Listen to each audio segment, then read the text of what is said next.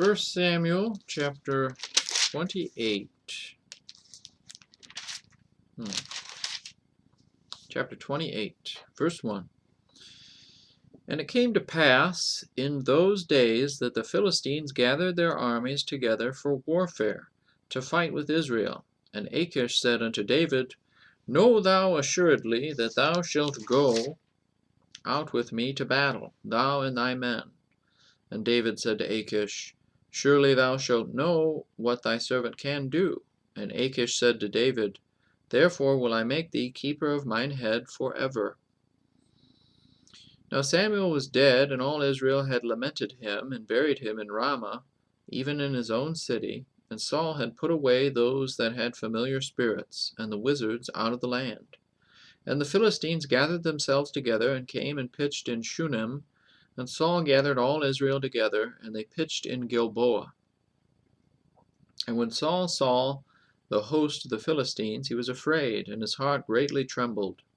And when Saul inquired of the Lord answered him not, neither by dreams, nor by Urim, nor by prophets.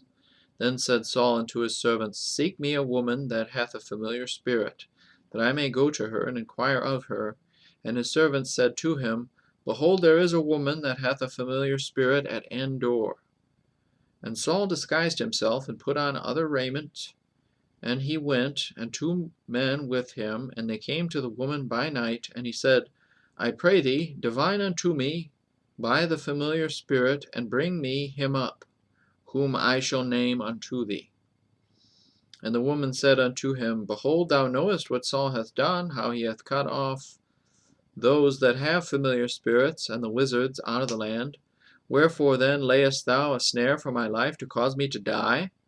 And Saul sware to her by the Lord, saying, As the Lord liveth, there shall no punishment happen to thee for this thing. Then said the woman, Whom shall I bring up unto thee? And he said, Bring me up Samuel. And when the woman saw Samuel, she cried with a loud voice, and the woman spake to Saul, saying, Why hast thou deceived me? For thou art Saul. And the king said unto her, Be not afraid, for what sawest thou? And the woman said unto Saul, I saw gods ascending out of the earth. And he said unto her, What form is he of? And she said, An old man cometh up, and he is covered with a mantle. And Saul perceived that it was Samuel, and he stooped with his face to the ground, and bowed himself. And Samuel said to Saul, Why hast thou disquieted me to bring me up? And Saul answered, I am sore distressed, for the Philistines make war against me, and God is departed from me, and answereth me no more, neither by prophets nor by dreams. Therefore I have called thee, that thou mayest make known unto me what I shall do.